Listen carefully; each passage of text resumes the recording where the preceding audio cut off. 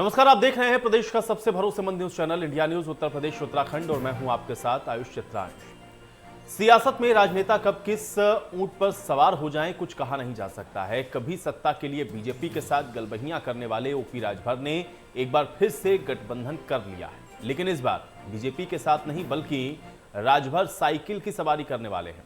अब बीजेपी के साथ डील नो डील का खेल खेल रहे ओपी राजभर में अखिलेश यादव से मुलाकात के बाद यह साफ कर दिया है कि 22 के रण में वो अखिलेश यादव के सारथी बनने जा रहे हैं। एक एक सीट के लिए लखनऊ से दिल्ली तक सड़क नापने वाले राजभर अब एसपी के साथ बिना डील किए हुए ही पहुंच चुके हैं। अखिलेश यादव की शान में वो कसीदे पड़ रहे हैं और अखिलेश यादव से मुलाकात के बाद ओपी राजभर ने एक प्रेस कॉन्फ्रेंस करके सीधे गठबंधन का ऐलान भी कर दिया है। हालांकि इस प्रेस कॉन्फ्रेंस में ना तो अखिलेश यादव मौजूद थे, ना ही एसपी का कोई नेता। ऐसे में एक बार फिर से सवाल उठने लगे हैं कि अगर एसपी और एसबी साथ होंगे तो इसका पत्ता साफ होगा किसका। अब भागीदारी मोर्चा बनाकर के ओवैसी और चंद्रशेखर को एक मंच पर लाने की कोशिश में लगे राजभर अब खुद ही मोर्चे से बाहर नजर आ रहे हैं।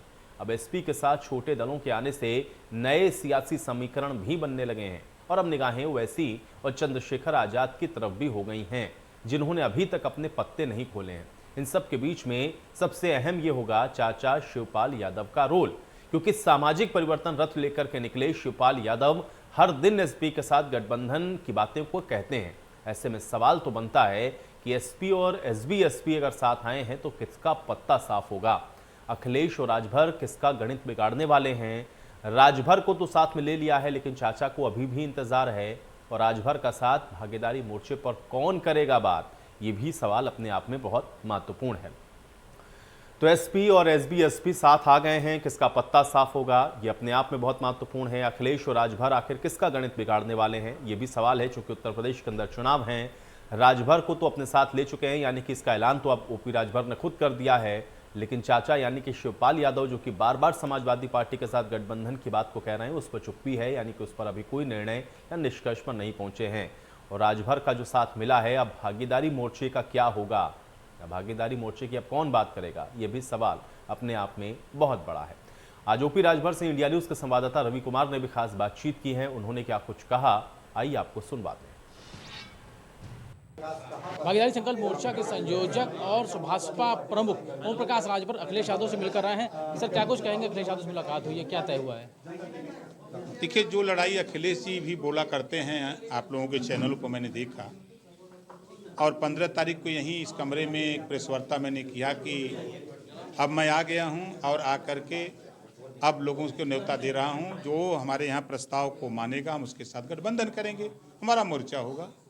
तो उनके तरफ से ऑफर आया कि ओम प्रकाश जी, आप गठबंधन करना चाहते हैं तो आप आइए, अपने मोर्चे के लोगों से बात कर लीजिए। तो उनका न्योता जब आया तो मैंने बात किया लोगों से। तो हम गए तो उन्होंने पूछा कि आप लड़ाई क्या लड़ते हो। हम कहे हम तो वही लड़ाई लड़ते हैं, जातिवार जनगणना जो आप भी बोलते हो कि जातिवार जनगणना की जरूरत है। हमने मंत्रिमंडल छोड़ा सामाजिक न्याय समिति की रिपोर्ट लागू करने के लिए, हम एकदम सही कह रहे हैं।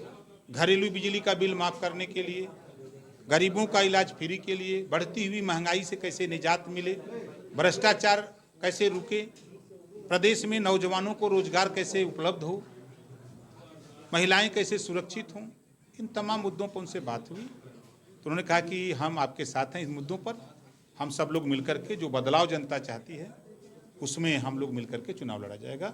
तो 27 अक्टूबर को मऊ के हल्दरपुर मैदान में आने का न्योता दे दिया उनको कि आप आइए और वहीं हमारे भाग्य विधाता लोग आएंगे, उन्हीं के सामने घोषणा हो जाएगी। मोर्चे में 2 लोग और थे, असुद्दीन ओवैसी थे, उसके अलावा चंद्रशेखर आजाद भी थे, क्या वो लोग भी शामिल हैं? अब देखिए, 27 तारीख को आपको न्योता दे रहा हूँ, अब कुछ बात रहने दीजिए गोपनीय, 27 को कुछ रहने दीजिए बोलने के लिए ना। 27 को सब लोग चलेंगे वहाँ और बैनर पे लिखा जाएगा। एक हेलीकॉप्टर बुक करा दिया जो आपसे कहा था, दूसरा लहा रहे हैं, उसी में सबको बैठाएंगे और पहुँच जाएंगे। शिवपाल जी से मुलाकात हुई थी आप लोगों की, क्या उसको लेकर भी सब आपको 27 को मिलेगा यार, मतलब माना जाए कि वो लोग साथ में हैं? 27 तारीख को आपको दिखाएंगे सबको। सीटों को लेकर कुछ बात? कोई झगड़ा पगड़ा सीट का नहीं है। भारतीय जनता पार्टी को सत्ता से बेदखल करना है। हिम्मत सीट का कौन झगड़ा है? 403 सीट है महाराज, कोई दिक्कत नहीं है। तो ये तो ओम प्रकाश राजभर साथ पर अग्रवाल के 2022 का जो चुनाव है उसको लेकर चर्चाएं बहुत थी, लेकिन ज़रूर है कि फिलहाल सुभाषपा प्रमुख ओम प्रकाश राजभर की बात करें तो समाजवादी पार्टी से गठबंधन हो चुका है। अब ये देखना होगा कि मोर्चे में कौन कौन उनके साथ और शामिल होता है। Ravi Kumar, India news, Lucknow. तो अखिलेश यादव के साथ राजभर के गठबंधन कर लेने के बाद जहां समाजवादी पार्टी तो गदगद है, बीजेपी ने राजभर पर तीखा प्रहार किया है। इन सब के बीच में आरएलडी भी अब जल्द ही गठबंधन पर फैसला होने की आस में लग गई है। छोटे दलों को जो समान विचारधारा के हैं उनको जोड़ने की बात पहले भी कही थी और क्रमशः छोटे दल जो समाजवादी पार्टी की नीतियों, रीतियों, कार्यक्रमों से संबंध रखते हैं, विचारधारा से सहमत हैं और माननीय श्री अखिलेश यादव जी को सर्वसम्मत से नेता मानने पर सहमत हैं, तो निश्चित रूप से ये स्वागत योग्य कदम है। और इस कदम से उत्तर प्रदेश में भारतीय जनता पार्टी का पूरा सफाया हो जाएगा। दलित जात, दलित को एक ताकत मिलेगी। आप एक ही नेता हैं हमारे समाजवादी पार्टी के राष्ट्रीय अध्यक्ष जी कि उनके ऊपर सभी लोग उम्मीद लगा के देख रहे हैं, क्योंकि आशा भरी निगाहों से देख रहे हैं कि अगर कोई काम करेंगे तो अखिलेश यादव ही कर सकते, दूसरा कोई नहीं कर सकता। देखिए, समान विचारधारा के दलों से गठबंधन किया जाना है और उसी श्रृंखला में समाजवादी पार्टी का और राष्ट्रीय लोकदल का वैचारिक गठबंधन पहले से है। आगे समाजवादी पार्टी और राष्ट्रीय लोकदल मिलकर के 2022 में भारतीय जनता पार्टी को परास्त करना चाहते हैं और भारतीय जनता पार्टी को परास्त करने के लिए समान विचारधारा के दल एक साथ इकट्ठा हो रहे हैं। ये भारतीय जनता पार्टी के जाने का तय है और इससे ये स्पष्ट हो गया कि भारतीय जनता पार्टी 2022 में चुनाव हारेगी।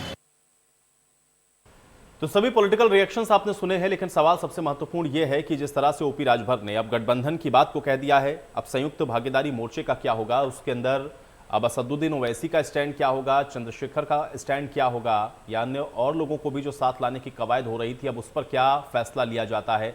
ओपी राजभर अब जा रहे हैं समाजवादी पार्टी के साथ, तो इससे उत्तर प्रदेश के अंदर आने वाले विधानसभा चुनावों में इसका इम्पैक्ट क्या होगा, रणनीतिक तौर पर अगर देखें तो अब इसका तोड़ अन्य पार्टियों के पास क्या होगा, और सीटों को लेकर के भी चूंकि अभी कोई बातचीत नहीं हुई है, इसलिए सीट को लेकर के भी आपने अभी सुना ओपी राजभर जो कि बातचीत इंडिया न्यूज़ के साथ कर रहे थे, उन्होंने भी कहा कि 403 सीटें हैं उत्तर प्रदेश के अंदर और ऐसे में सीटों को लेकर के कहीं कोई मामला नहीं फंसने वाला है। यानी कि कुल मिलाकर के अहम होता हुआ उत्तर प्रदेश का दिलचस्प होता हुआ ये चुनाव आपको नजर आ रहा है। कुछ तस्वीरें आप लगातार देखते चलें। देखिए, ये ओपी राजभर कभी आम आदमी पार्टी के साथ मुलाकात, आप ये भी देखिए उधर शिवपाल यादव जो कि अपनी यात्रा लेकर के निकले हुए हैं, बार बार गठबंधन के लिए वो संकेत दे रहे हैं, बार बार गठबंधन के लिए वो कह रहे हैं समाजवादी पार्टी से, और इन सब की मुलाकात इन दलों से आपस में हो रही है। और अब ऐसे में सवाल सबसे महत्वपूर्ण यही हो जाता है कि अब ये जो गठबंधन का ऐलान हुआ है इसके क्या राजनीतिक मायने समझे जाएं और कैसे इसका जो असर है आने वाले विधानसभा चुनावों में पड़ेगा, ये अपने आप में बहुत महत्वपूर्ण है। और आज इन्हीं तमाम सवालों के साथ आज की इस चर्चा की भी शुरुआत करेंगे। मेरे साथ कुछ मेहमान जुड़ गए हैं, पहले उनका परिचय आपके साथ करवा देता हूं, उसके बाद चर्चा में आगे बढ़ते हैं। प्रशांत उमराव जी हमारे साथ जुड़ रहे हैं, प्रवक्ता हैं भारतीय जनता पार्टी के। प्रशांत उमराव जी, बहुत स्वागत है आपका इस चर्चा में। वैभव जायसवाल जी हमारे साथ जुड़ रहे हैं, प्रवक्ता हैं आम आदमी पार्टी के। वैभव जायसवाल जी, आपका भी स्वागत है इस चर्चा में। उमाशंकर राजभर हमारे साथ जुड़ रहे हैं, प्रवक्ता हैं एसबीएसपी के। उमाशंकर राजभर जी, आपका भी स्वागत है इस चर्चा में। दीपक मिश्रा जी हमारे साथ जुड़ रहे हैं पीएसपीएल की तरफ से। दीपक मिश्रा जी, आपका भी स्वागत। सुमैया राणा जी हमारे साथ जुड़ रही हैं, प्रवक्ता हैं समाजवादी पार्टी की। सुमैया राणा जी, आपका भी स्वागत। हिलाल नकवी जी हमारे साथ जुड़े हुए हैं, प्रवक्ता हैं कांग्रेस पार्टी के। हिलाल नकवी जी, आपका भी स्वागत। और अरविंद चतुर्वेदी जी हमारे साथ जुड़ रहे हैं, चैनल हेड हैं। अरविंद जी, आपका भी स्वागत है। सबसे पहले उमाशंकर जी, चर्चा की शुरुआत मैं आपसे ही करने वाला हूं, क्योंकि अभी जो हम लोग सुन रहे थे या जो बातें अभी ओपी राजभर जी की तरफ से कही गई हैं, सवाल यह है कि अब आप लोग उनके साथ तो जा रहे हैं, लेकिन ये जो एसबीएसपी संयुक्त भागीदारी संकल्प मोर्चा जो आप लोगों की तरफ से बनाया गया था, इसको अब कैसे देखा जाए और उस पर आगे जो और सहयोगी आपके साथ थे उनका स्टैंड क्या रहने वाला है, और ये जो समान विचारधारा वाली बात आप लोग कह रहे थे, इसके क्या मायने समझे जाएं? आपका पहला रिएक्शन मैं इस पर चाहूंगा। आयोग जी, इस बात को ध्यान रखिए, 15 अक्टूबर को माननीय नेता ओम प्रकाश राजभर जी यही घोषणा किए थे कि हमारे मुद्दे यानी सामाजिक न्याय समिति को जो लागू करेगा, चाहे वो भाजपा हो चाहे सपा हो, उसके साथ हम जाने के लिए तैयार हैं। और यह 5 दिन हो गया, 5 दिनों में आपने देखा कि इसमें भाजपा की तरफ से कोई रिएक्शन नहीं आया, यानी वह हमारे साथ में नहीं है। तो इसलिए हम जो है सपा के साथ जाने का प्रयास करें कि हमारी जो मुद्दे सामाजिक न्याय समिति और ओबीसी की जनगणना, और दूसरी बात आपने जो कहा है भागीदारी संकल्प मोर्चा का क्या होगा, मोर्चा अभी भी एक साथ में है, इसमें कोई दिक्कत नहीं है। 27 तारीख को मऊ की जो रैली होने वाली है अल्दरपुर में, उसमें आपको क्लियर हो जाएगा कि हमारे साथ और कौन कौन है। ये तो आप देखते रहिए आयुष जी, अभी यह तो झांकी है, अभी 2022 बाकी है। और दूसरी बात, हम 93 दोहराने जा रहे हैं। भाजपा के मित्रों को कह दीजिए कि 22 में उनको हम उत्तर प्रदेश से बेदखल होने। चलिए इस चर्चा में मैं अरविंद जी को जोड़ूंगा। अरविंद जी कैसे देख रहे हैं? तो अभी जो यहाँ पर बात उमाशंकर राजभर जी कह रहे थे या ओपी राजभर जी के भी बयान को आपने सुना होगा, कैसे देखेंगे इसको? मैं उमाशंकर राजभर जी से ये पूछना चाहता हूं कि इनकी भारतीय जनता पार्टी के लोगों से मुलाकात चल रही थी, धर्मेंद्र प्रधान से इनकी मुलाकात हुई, उसके अलावा कई लेवल पे बातचीत हो रही थी, आखिर ऐसा क्या हो गया उमाशंकर जी?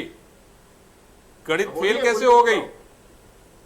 अब ये तो भाजपा के मित्रों से पूछिए ना। मैं यही पूछ रहा हूं कि भाई आपकी बात, हमने अपनी बात रख दिया कि सामाजिक न्याय समिति जो 27 आयुष यहाँ पे देखिए सीधा सा मतलब, यहाँ पे सीधा सा मतलब है सत्ता में भागीदारी। यहाँ पे इससे सामाजिक न्याय मोर्चा समाज का क्या होगा ये तो वक्त बताएगा। भारतीय जनता पार्टी के साथ इन्होंने गठबंधन किया, गठबंधन करने के बाद ये मंत्रिमंडल में शामिल रहे, और शामिल होने के बाद क्या हुआ वो आप भी जानते हैं, मैं भी जानता हूं। प्रश्न क्या है, सवाल क्या है? सवाल यहाँ पे यही है कि एक तरफ ये ओवैसी के साथ घूम रहे थे, एक तरफ जो है ये शिवपाल यादव के साथ घूम रहे थे। गठबंधन इन्होंने कर लिया अखिलेश यादव से, है ना? तो सवाल क्या है, जहां पे जितना फायदा आदमी उधर ही जाएगा। मोर्चा के साथ में और हकीकत यही है, ओवैसी जी भी साथ है, चंद्रशेखर रावण जी भी साथ है, और माननीय शिवपाल जी भी साथ में आएंगे। आप घबराइए मत, ये देखते रहिए 27 तारीख को आप देखते रहिए हमारे साथ कौन कौन आ रहा है। अब जरा चलिए शिवपाल जी साथ आ रहे हैं, ये आपने एक बड़ी बात कही। दीपक मिश्रा जी 27 तारीख को सब एक साथ जाने वाले हैं क्या? जी जी जी, देखिए श्रद्धेय शिवपाल सिंह जी ने बार बार लोहिया के गैर कांग्रेसवाद के तर्ज पे गैर भाजपावाद का सूत्र दिया, और मुझे लगता है कि जो तस्वीर आज जिस पे हम लोग चर्चा कर रहे हैं यह उनके उसी सूत्र का एक मूर्तिकरण है। लेकिन जहां तक 27 तारीख को वहां जाने की बात है, मुझे लगता है कि अभी तक इस दिशा में कोई बात नहीं हुई, कोई फार्मूला तैयार नहीं हुआ है। और सबसे बड़ी बात यह है कि जब भी कोई गठबंधन किया जाए तो उसमें कोई चीज गोपनीयता न रखी जाए, क्योंकि जहां भी गोपनीयता आ जाती है वहां कुछ न कुछ संदेह आ जाता है।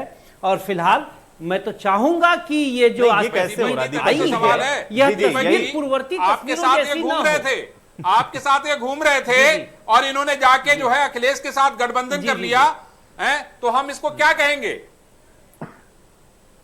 जी जी जी, अब ये सवाल का प्रश्न तो वो देंगे। हम आज भी सामाजिक न्याय के सवाल पर, सामाजिक परिवर्तन के सवाल पर हम संघर्षरत हैं। आज ही शिवपाल सिंह जी का आपने देखा, जिसको लेकर राजीव राय जैसे बड़े कवि ने लिखा कि ये तो जनता का रेला है, ये शिवपाल का मेला। अभी आप तस्वीर पे भी दिखा रहे हैं। तो हम तो जनता के सवालों पर, जनता के बीच में हैं, और संघर्ष की आंच को नया आयाम दे रहे हैं। बाकी ये तो सही है कि ये ओम प्रकाश राजभर जी ने कई बार कहा कि शिवपाल सिंह जी बहुत बड़े नेता हैं और उनके बगैर कोई भी गठबंधन भाजपा को हरा नहीं पाएगा। मैं इनकी बात से सहमत हूं। नहीं, लेकिन ये दीपक जी कैसे होगा? जिनको एक करने की कोशिश आप कर रहे थे, जिनको बार बार आप ये संदेश दे रहे हैं कि आप साथ आ जाइए, बड़ा हो गया, गठबंधन हो गया, वो उधर चले गए। कब से कह रहे हैं कि नहीं भाई हम तैयार हैं समाजवादी पार्टी के साथ, और ये चले गए, राजभर जी उधर चले गए। तो दीपक जी ये बात हजम नहीं होती है। राजनीति में देखिए कुछ तो सिद्धांत होना चाहिए, राजनीति में कुछ तो सिद्धांत होना चाहिए। बातें बड़ी बड़ी होती हैं दीपक जी, बातें बड़ी बड़ी हो रही हैं और हर राजनीतिक दल कर रहा है। हम भी बहुत नजदीक से देख रहे हैं और आप भी बहुत नजदीक से देख रहे हैं। जी जी, नहीं तो हम तो अपने मुकाम पर, अपने मेयार पर, अपने दर्शन पर, अपने सिद्धांत पर, अपने आदर्शों पर तो कायम है। अब कोई बदल जाए मौसम की तरह तो उसकी जवाबदेही आप हमसे नहीं ना पूछ सकते। जो सवाल सुभाषपा से पूछना है वो सुभाषपा से पूछिए, जो भाजपा से पूछना है वो भाजपा से पूछिए। हम आज भी गैर भाजपावाद पर कायम हैं और जनता के सवालों में जनता के बीच में संघर्षरत हैं। और मैं तो आह्वान करता हूं सभी साथियों का, आए और मिलकर सामाजिक परिवर्तन, जिसका एक मुकाम, एक मोड़ सत्ता है। सत्ता परिवर्तन ही राजनीति का लक्ष्य नहीं है। सत्ता एक पड़ाव हो सकता है, मंजिल नहीं हो सकती। तो एक बड़े राजनीति में, और बड़ा अच्छा सवाल किसी ने कहा, राजनीति में कुछ सिद्धांत होना चाहिए। जब राजनीति सिद्धांत विहीन हो जाएगी तो फिर उससे नीति हट जाएगा, फिर वह राजकर्म की एक चेरी बन के रह जाएगी। इसलिए राजनीति में सबसे महत्वपूर्ण है जो हमें लोहिया ने सिखाया, जो हमें जयप्रकाश ने सिखाया, कि सब कुछ छोड़ दो लेकिन सिद्धांत पे कायम रहो। और हम आज भी हमारे नेता शिवपाल सिंह जी अद्यतन भाजपा से ये जानने की आवश्यकता है। दीपक जी प्रशांत उमराव जी को जोड़ लेते हैं। प्रशांत उमराव जी हमारे साथ हैं, भारतीय जनता पार्टी। दीपक जी, मैं चाहता हूं आयुष जरा भाजपा के लोगों से बात करिए। भारतीय जनता पार्टी को पूरी उम्मीद थी कि ओम प्रकाश राजभर जो है उनके साथ रहेंगे, उनके साथ बातचीत हो रही थी। आखिर ऐसा क्या ट्विस्ट हो गया जिसकी वजह से बात बन नहीं पाई? प्रशांत जी जवाब दें अरविंद जी की बात का। देखिए, हमारी पार्टी की गठबंधन पहले निषाद पार्टी और अपना दल के साथ हो चुका है और 2017 के चुनाव में राजभर जी हमारी पार्टी के साथ गठबंधन करके विधायक बने, 4 विधायक बने और उनको पूरा सम्मान दिया गया, कैबिनेट मंत्री बनाया गया। लेकिन उसके बावजूद ये इनको रास नहीं आया। अब ये लगातार कई दल के नेताओं से मिल रहे थे, पहले ओवैसी के साथ मिल रहे थे, शिवपाल जी के साथ मिल रहे थे, अब जाकर के अखिलेश जी के साथ मिल गए हैं। और अखिलेश जी हैं जो शिवपाल जी को देखना नहीं चाहते। शिवपाल जी लगातार गठबंधन करना चाहते हैं अखिलेश जी के साथ, लेकिन अब ये कह रहे हैं कि हम 27 तारीख को सारे दल एक साथ आ जाएंगे। तो इनका खुद ही स्टैंड क्लियर नहीं, सिद्धांत क्लियर नहीं। इनका सिर्फ ना तो केवल उत्तर प्रदेश के लिए कोई एजेंडा है कि विकास के लिए क्या करेंगे, उसकी सुरक्षा। मैं तो आपसे ये पूछना चाहता हूं कि आपके साथ गठबंधन क्यों नहीं हो पाया?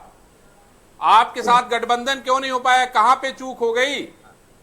हमारी तो कोई गठबंधन की बात ही नहीं हुई है। तो लगा ये तो इनका तो वीडियो भी लीक हुआ कि अब हमें जहाँ 4 करोड़ मिल जाएगा वहां चले जाएंगे। इनका तो स्पष्ट ही एजेंडा है। हमारा तो गठबंधन निषाद पार्टी और अपना दल के साथ है। वो क्लियर किया, धर्मेंद्र प्रधान जी की जब रैली हुई तो उन्होंने क्लियर भी कर दिया है। हम कोई इनके लिए गठबंधन के लिए नहीं जा रहे हैं। यही हर पार्टी के साथ गठबंधन के लिए जा रहे हैं, चाहे वो ओवैसी जी के पास जा रहे हो, शिवपाल जी के साथ जा रहे हो या अखिलेश जी के साथ जा रहे हो। ये स्पष्ट करें कि ये कहाँ जाना चाहते हैं। हमें हम तो हमारे ऑलरेडी हमारे पास पार्टियां हैं।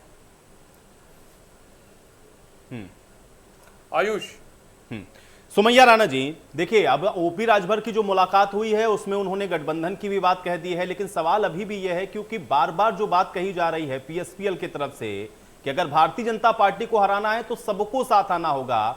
एक पर तो आपकी चुप्पी टूट रही है, लेकिन दूसरे को लेकर कोई बात आप क्यों नहीं कह रहे हैं? सवाल ये भी है। और ये जो गठबंधन हुआ है इसको कैसे देखा जाए? सुमैया राणा जी, देखिए, आपने जो पहला सवाल किया कि वो फैसला जो होगा वो राष्ट्रीय नेतृत्व करेगा कि ये बात सही है कि माननीय हमारे राष्ट्रीय अध्यक्ष अखिलेश यादव जी ने ये साफ कर दिया कि छोटे दलों के लिए दरवाजे खुले हैं और हम गठबंधन को तैयार हैं। लेकिन वो छोटे दल कौन से होंगे ये राष्ट्रीय नेतृत्व तय करेगा, पहली चीज। दूसरी चीज, ओम प्रकाश राजभर जी का बहुत स्वागत है पार्टी में और ये एक ऐसा कदम उन्होंने उठाया है जो निश्चित तौर पर प्रदेश के हित में होगा, क्योंकि शायद उन्हें इस बात का एहसास हुआ होगा कि जो रुख वो तय कर रहे थे वो सही नहीं था। भाजपा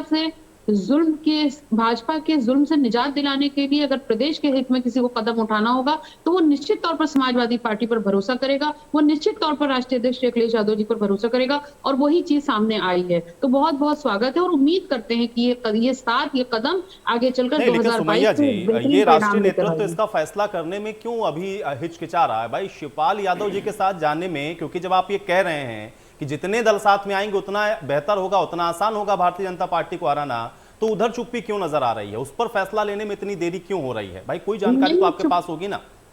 नहीं, चुप्पी नहीं है। देखिए, मेरा सवाल और है सुमैया जी, इसमें मेरा एक सवाल और जुड़ा हुआ है। वो निश्चित तौर पर सुमैया जी, इसमें मेरा एक सवाल और जुड़ा है। जी अरविंद जी, मैं ये कह रहा हूं कि अखिलेश जी कह रहे हैं कि नहीं हम चाचा का सम्मान करेंगे, तो सम्मान में वो क्या करेंगे? तो ये आप उनको जाके प्रणाम करेंगे, उनसे माफी मांगेंगे, क्या करेंगे उनके सम्मान में? अब तो ये इंतजार की घड़ियां शुरू हुई हैं, 2022 तक ये टिक टिक चलती रहेगी, इंतजार करिए। और बिल्कुल चाचा का सम्मान है, अगर राष्ट्रीय अध्यक्ष जी ने कहा है तो बिल्कुल सम्मान होगा। और वो क्या होगा आगे, ये निश्चित तौर पर अभी सामने आएगा कुछ दिन के लिए। अभी से कुछ कह दे रहे, जो अभी है हम उस पर बात करते हैं, आगे क्या होगा, क्या होने वाला है, वो जब होगा तब हम उस पर बात करें। ठीक है। हिलाल नकवी जी भी हमारे साथ जुड़े हुए हैं कांग्रेस पार्टी की तरफ से। हिलाल जी, बहुत हम लोग देख रहे हैं कि एक्टिव हैं, खासतौर से प्रियंका गांधी इस समय, और आप लोग तो कल 40% ये भी कह चुके हैं महिलाओं को टिकट देंगे। लेकिन ये जो गठबंधन हो रहे हैं भारतीय जनता पार्टी को हराने के लिए, या जिस तरीके से समाजवादी पार्टी के साथ ओपी राजभर जी बात जा रहे हैं, बाकी भी कह रहे हैं कि और दल भी उनके साथ जुड़ेंगे, कैसे देख रहे हैं इसको, और कांग्रेस पार्टी इसको कैसे देखती है? आपका एक रिएक्शन चाहूंगा हिलाल जी। देखिए, राजभर साहब ने आज क्या कहा है और 27 को वो क्या कहेंगे, ये ना समाजवादी पार्टी जानती है और ना ही राजभर साहब खुद जानते हो, ना ही उनके दल के लोग जानते हैं। अभी उमाशंकर जी ने कहा कि क्योंकि भारतीय जनता पार्टी का 5 दिन तक इंतजार करते रहे, उन्होंने कोई जवाब नहीं दिया, इस वजह से ये मजबूरन समाजवादी पार्टी के पास गए। तो ये अपने आप में बहुत कुछ बोल रहा है कि ये समाजवादी पार्टी के पास सिर्फ और सिर्फ मजबूरी में गए, मजबूरी के अलावा कोई भी और कारण नहीं। ना इनके विचार मिलते हैं और ना ही ये लोग आपस के साथ में रह करके आगे चुनाव लड़ पाएंगे। ये एक मजबूरी का गठबंधन है, जो कि अभी राजभर साहब ने स्वयं ने इस बात को कहा। लेकिन हिलाल नकवी जी, 17 में आपके विचार मिल गए थे क्या जी? 17 में विचार मिले थे क्या आपके समाजवादी पार्टी के साथ? 17 में निश्चित रूप से मिले थे विचार, निश्चित रूप से हम जो है साथ में जाकर के चुनाव को लड़े थे। हमको उसका तो ये विचार अचानक से कैसे बदल जाता है? अगर सत्ता में आते हैं तब तो विचार आप लोग का समान रहता है, सत्ता में नहीं आ पाए तो विचार बदल गया। आज ओपी राजभर भी वही काम कर रहे हैं जो आपने 17 में किया। अरविंद जी, हम इसका जवाब देते, फिर आपका हम उसका भी अपना भी जवाब दे देंगे। आज अभी हम 22 की बात कर लेते, फिर हम 17 की भी बात करेंगे, निश्चित रूप से करेंगे 17 की बात। तो आज की तारीख आप 22 की बात करिए, 22 की बात करिए। जी 22 की बात कर लेते हैं आज हम। जो राजभर जी का मामला है, तो ये पूरी तरह से समाजवादी पार्टी के ऊपर निर्भर करता है, राजभर साहब पे निर्भर करता है कि वो किसके साथ जाएंगे, किसके साथ समझौता करेंगे। निश्चित रूप से इसका कांग्रेस से कुछ लेना देना नहीं है। हमने तो सिर्फ उमाशंकर जी ने जो बात कही थी उस पर एक टिप्पणी। अब आ जाते हैं 2022 में। 2022 में कांग्रेस जो है वो निश्चित रूप से मुख्य विपक्षी दल की तरह लगातार सड़क पे उतरी हुई है। पिछले 1-2 साल से तो हम देख ही रहे हैं कि जब बाकी सारे के सारे विपक्षी दल जो है वो अपने घरों में बैठे हुए थे, हम तब से सड़क के ऊपर संघर्ष करते चले आ रहे और हम अपने आप में सक्षम है भारतीय जनता पार्टी को 2022 में हराने के लिए। और ये हम और आप दोनों देखें, 40% रिजर्वेशन की जो बात कही गई है, रिजर्वेशन की बात नहीं, हम 40% महिलाओं को टिकट देंगे जिससे कि वो जो है वो सत्ता में आ सके और अपने निर्णय स्वयं ले।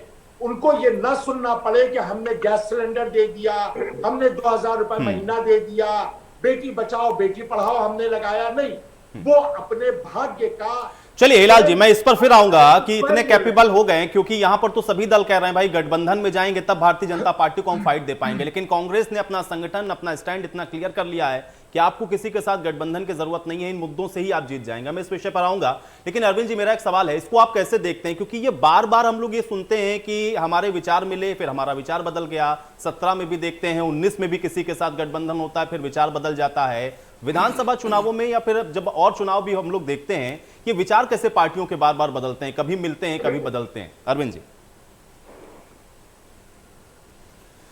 आयुष, देखिए सीधी सीधी बात यहां पे ये है कि सत्ता में कैसे आना है।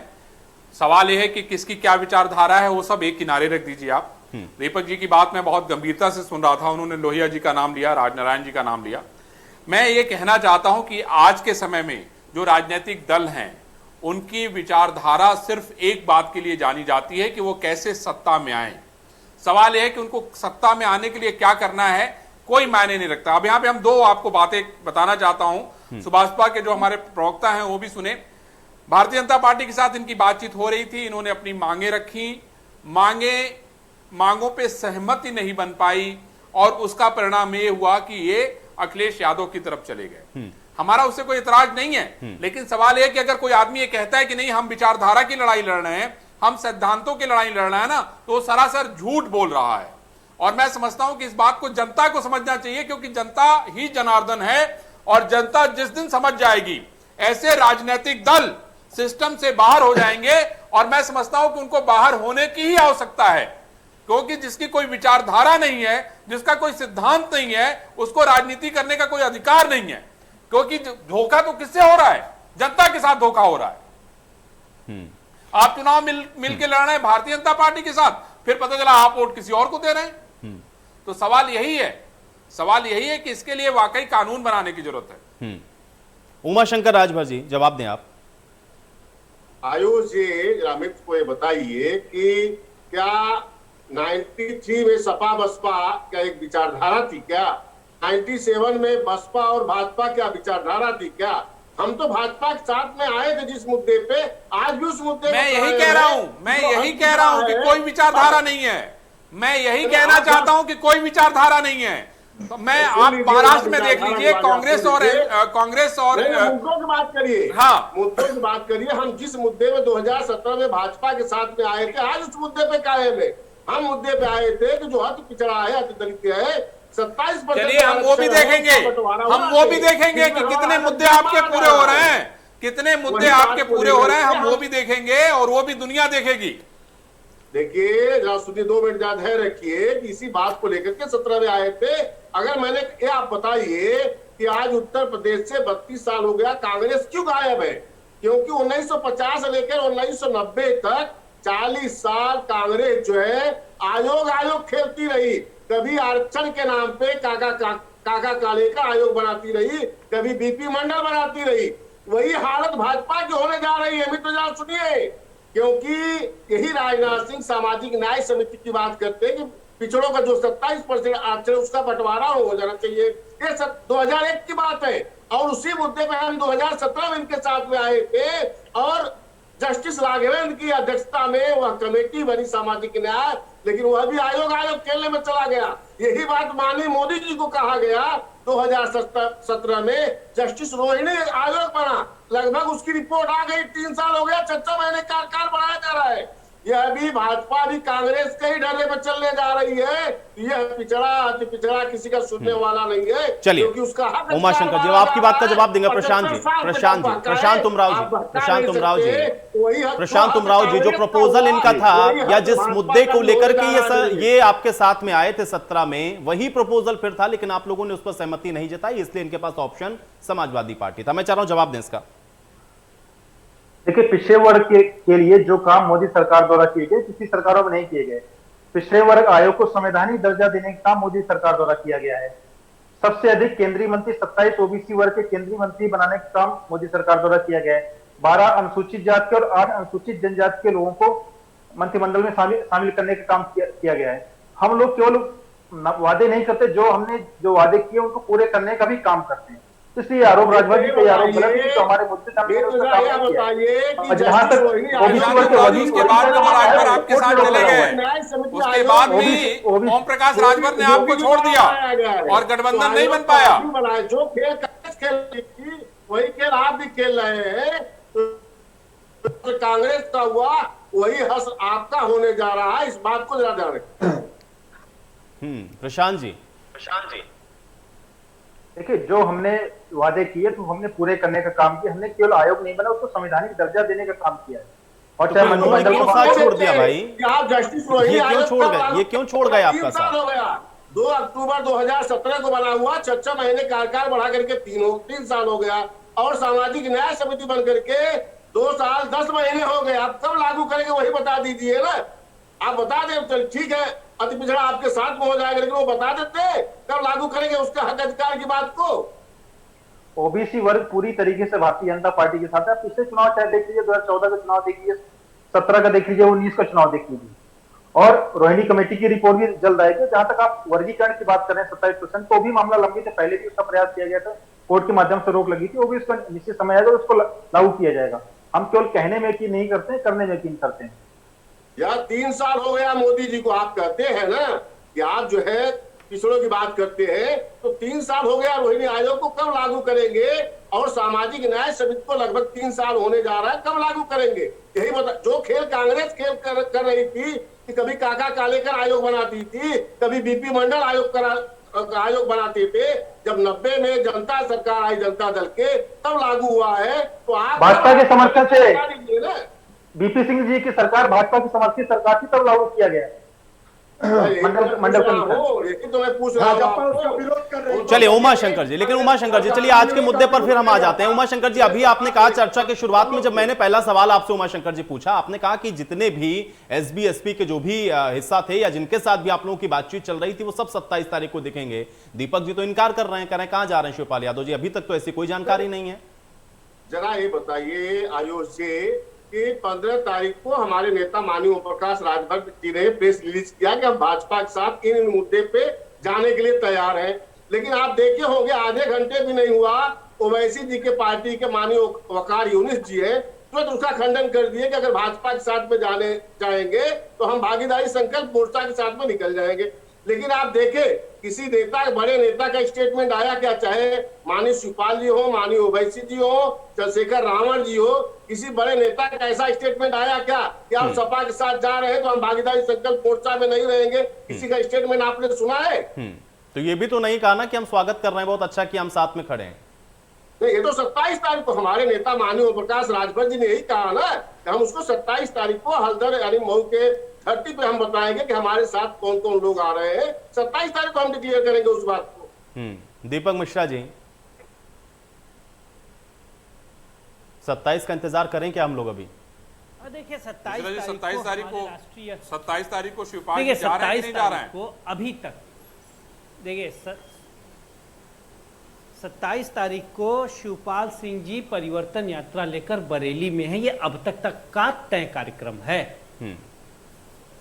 जो जारी हो चुका है, और सभी जानते हैं कि शिवपाल सिंह जी जो कार्यक्रम जारी करते हैं उस पे कायम रहते हैं।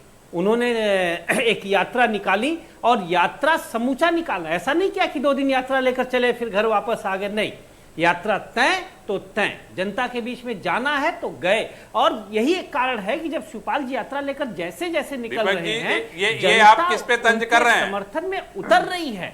मैं तो ये किस पे तंज, आपने किस पे तंज मैं तो किया? स्वयं आह्लादित हूं, मैं तो तंज की बात नहीं, मैं तो स्वयं आह्लादित हूं कि इतना जन समर्थन कहां से आ गया।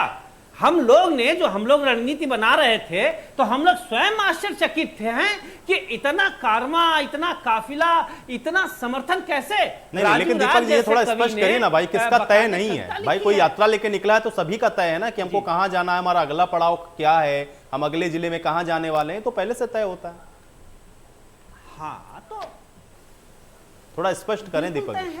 मेरा ये बीच में माननीय शिवपाल जी यात्रा छोड़ के वापस भी लखनऊ चले गए थे। यह भी हो सकता है कहीं बरेली से बलिया भी चले जा सकते हैं, इसको आश्चर्य मत मानिए।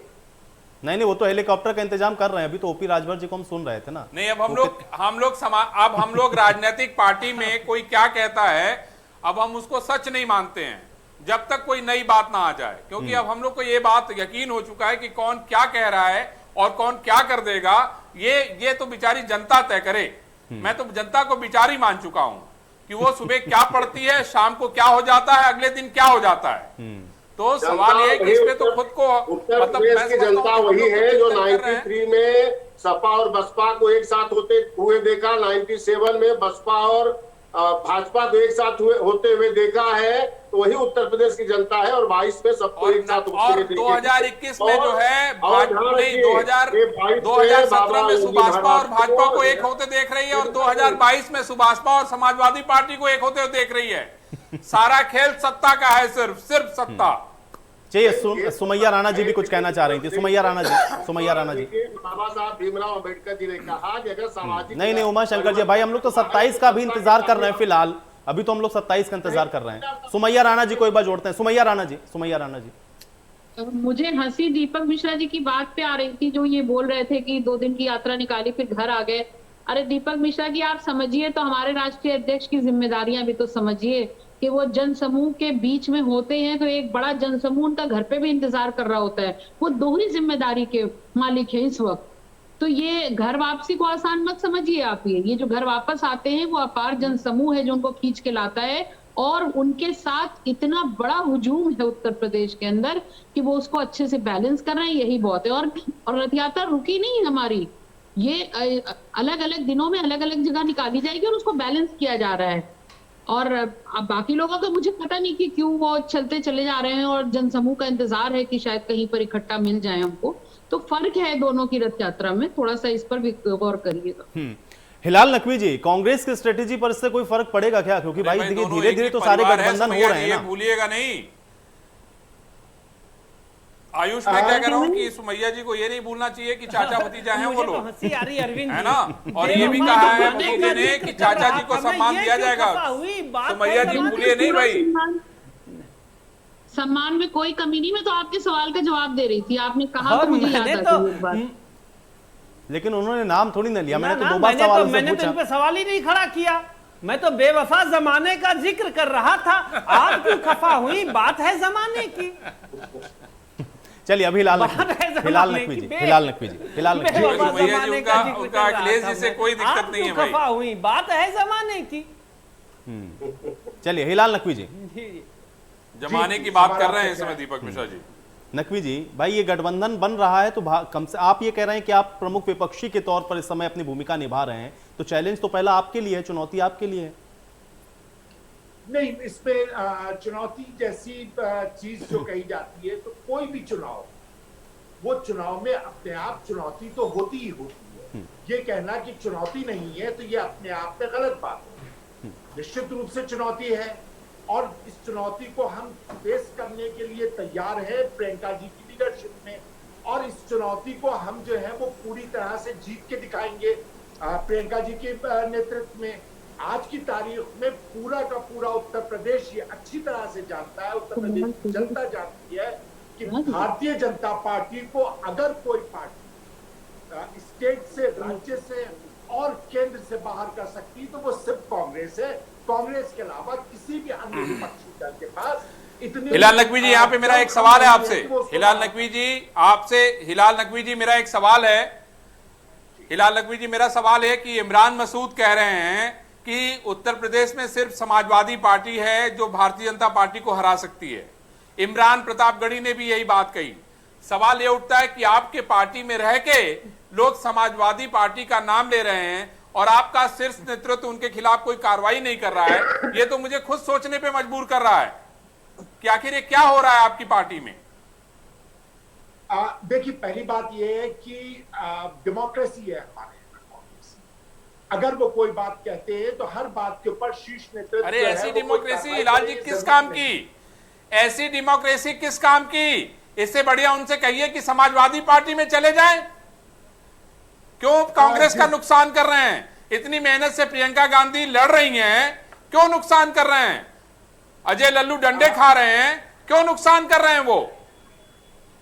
आपका कांग्रेस के लिए जो मोहब्बत है और जो आपकी सलाह है वो सलाखों पर, निश्चित रूप से आपकी इस सलाह को आगे पहुंचा दिया जाएगा। लेकिन कांग्रेस के अंदर, अरे लेकिन हिलाल भाई, आपके लोगों की कला नहीं है ना। मैं यही कहना चाहता हूं कि आपके लोगों का इस तरह का बयान आना, ये तो कांग्रेस को खुद कमजोर कर रहा है।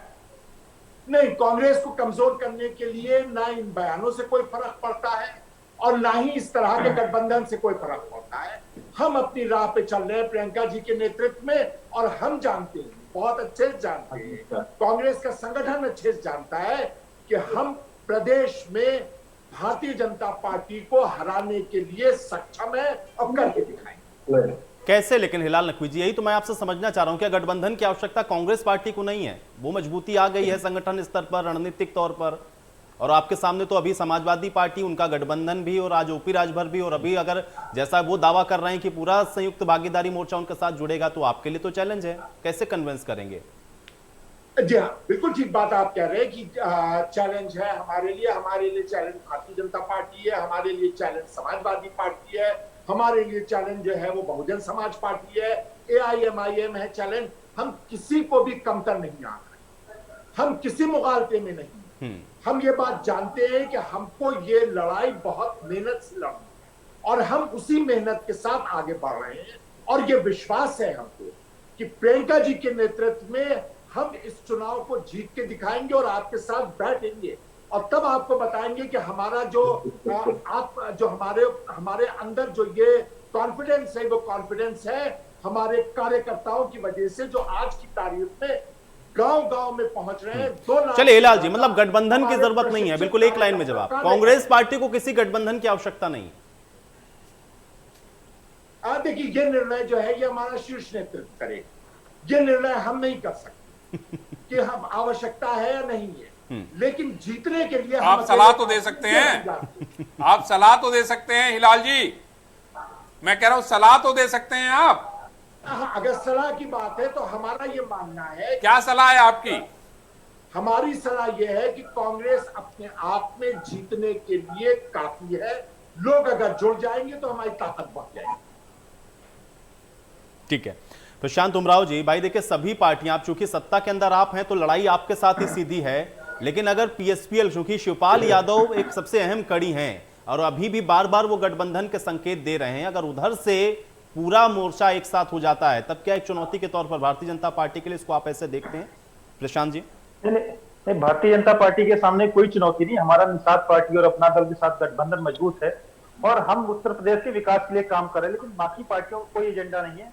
वो केवल उनका एक मात्र एजेंडा है सत्ता पे आना और भारतीय जनता पार्टी को बनाना, और अभी वो उनका खुद ही क्लियर नहीं किसके साथ जाएंगे, ना तो उनकी कोई आइडियोलॉजी है ना कोई सिद्धांत है, और अपने आप अभी वो बार बार कभी इस पाले में बैठते कभी उस पाले में बैठने का काम कर रहे हैं।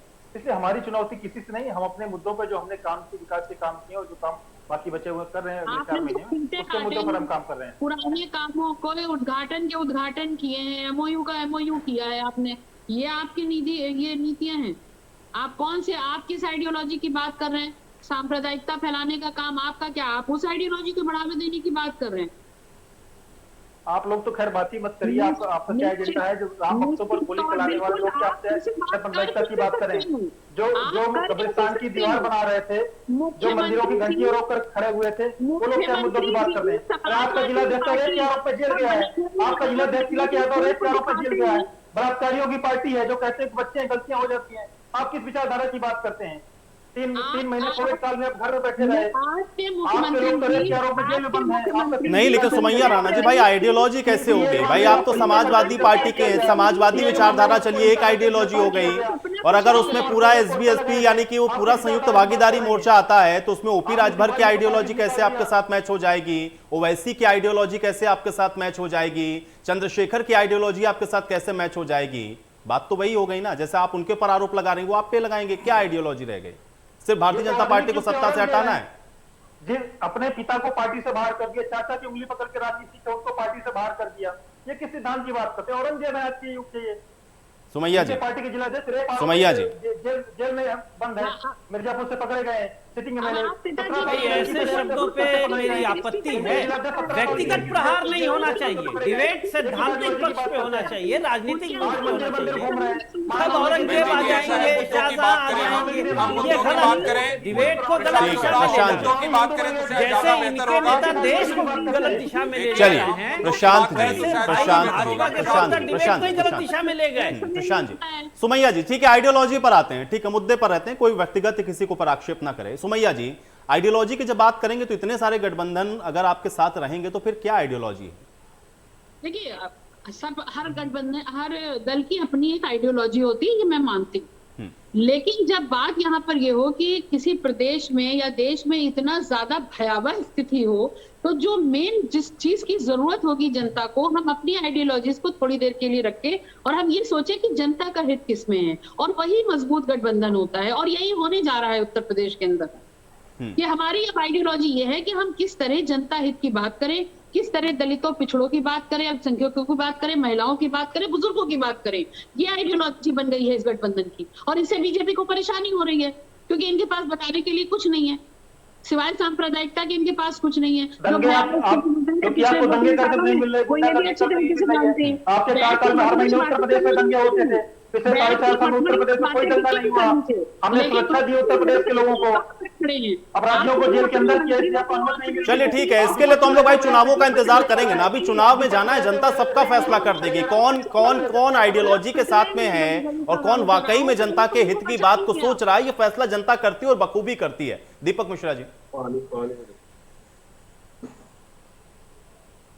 देखिए, ये तो सही है कि भाई भाजपा के प्रवक्ता अच्छे व्यक्ति हैं, जानकार भी हैं, लेकिन डिबेट में व्यक्तिगत प्रहार से बचना चाहिए। भाई औरंगजेब को, भाई अखिलेश को औरंगजेब कहने पे मेरी आपत्ति। खैर, विकास हुआ है, इसमें दो राय नहीं। अरबपतियों के मामले में हमारा देश दुनिया के तीसरे स्थान पर हो गया, भारत और चीन के बाद। इसके लिए भाजपा को बधाई।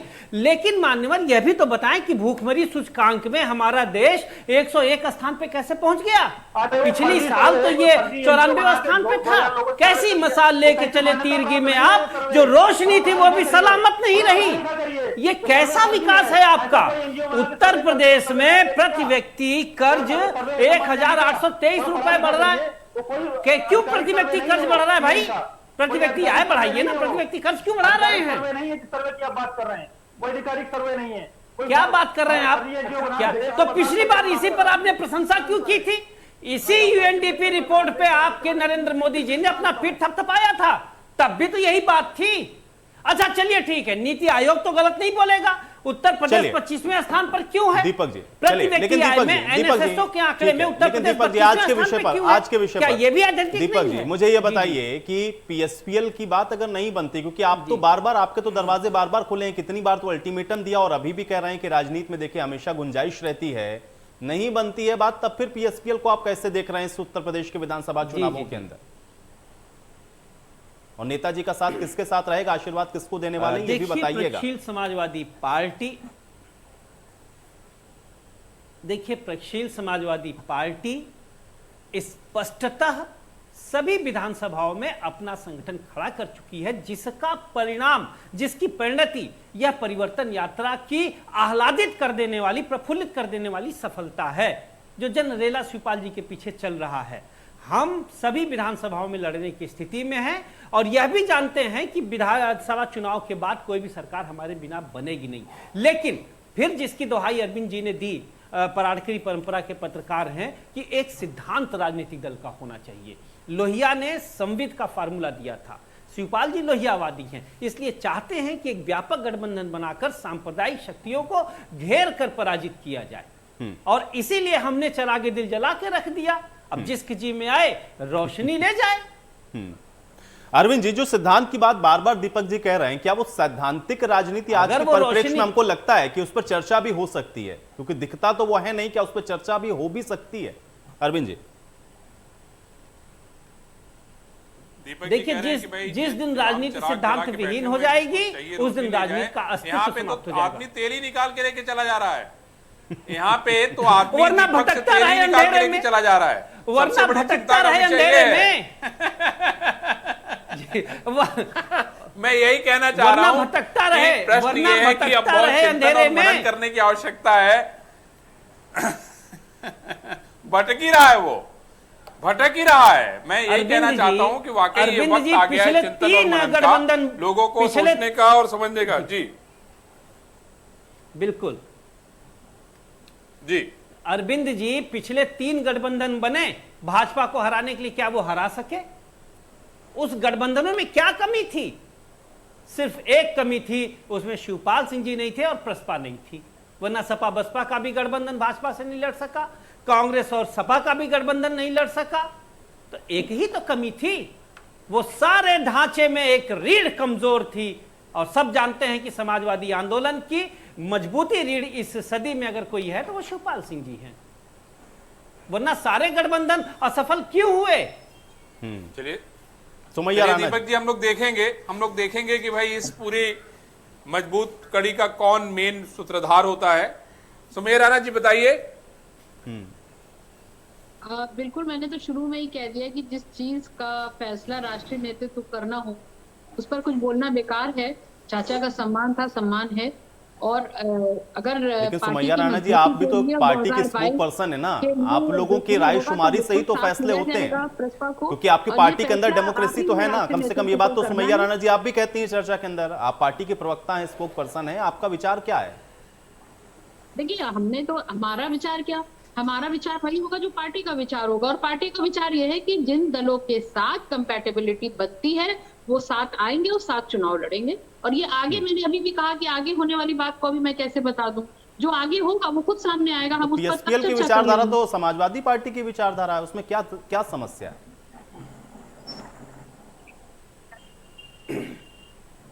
सुमैया जी मैं कह रहा हूं पीएसपीएल की विचारधारा तो समाजवादी पार्टी की विचारधारा है ना, उसमें क्या समस्या है? कोई समस्या नहीं है। ये बात राष्ट्रीय नेतृत्व को जब समझ में आ जाएगी, जब उनको लगेगा कि हमें किन दलों के साथ करना है गठबंधन, उस वक्त में वो गठबंधन हो जाएंगे। चलिए अरविंद जी, ये जो बार बार हम लोग शिवपाल यादव जी के बयान को सुनते हैं कि वो बार बार गठबंधन के संकेत देते हैं, कभी कहते हैं कि अब तो शंखनाद होगा, और जब यात्रा लेकर निकलते हैं तब भी कहते हैं कि राजनीति में गुंजाइश बाकी है। ये कहां दिक्कत हो रही है? आप इसको अपने हिसाब से कैसे देखते हैं अरविंद जी? क्यों नहीं हो पा रहा है ये, या इसमें इतना लेट क्यों हो रहा है?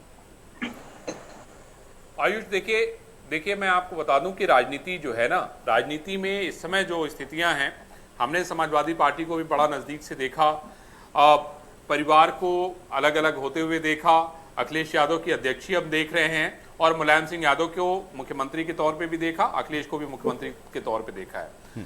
मेरा एनालिसिस ये कहता है कि इसमें फिलहाल सबसे जो अखिलेश यादव की जो राजनीति है वो उनको मौका दे रही है कि नहीं ठीक है, निर्णय लीजिए।